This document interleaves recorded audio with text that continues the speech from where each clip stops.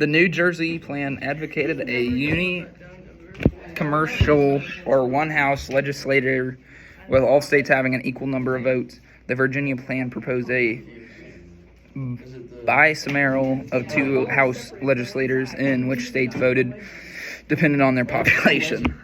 Highlight the primary concerns each plan addressed. It lacked the Bill of Rights. I'm doing the video, so I do not have to do this. And I will tell you about this in a minute. So, identify and discuss the arguments presented by supporters of the Virginia plan. Representation in both houses of proposed new Congress should be based on population. Explain how the Great Compromise reconciled the difference between the New Jersey and Virginia plans.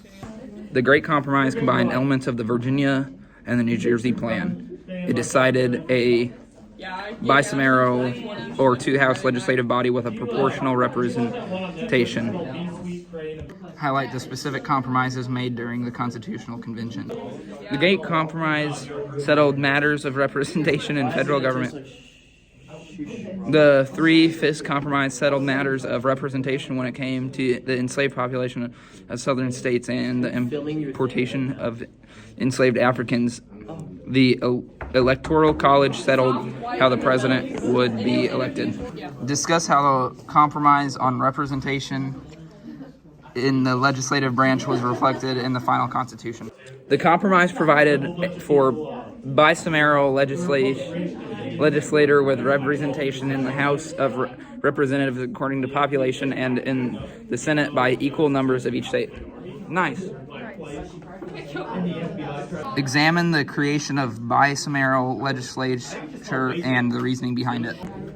The founders of the U.S. established a bicameral legislature in order to create a separation of powers I'm almost done. Did it all at the Constitutional Convention.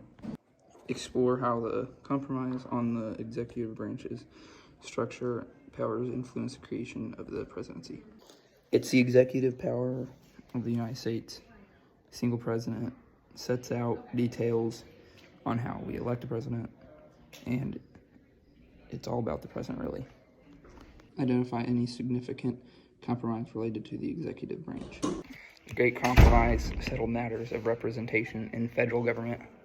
The Three-Fifths Compromise settled matters of representation when it came to enslaved population of southern states.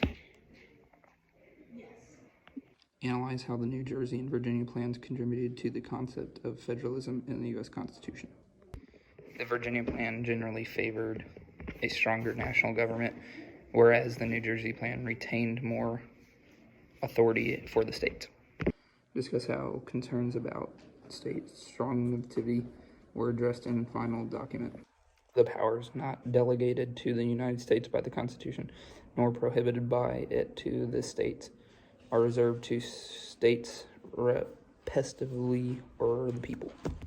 How do you guys think the importance of the compromise affected the Constitutional Convention?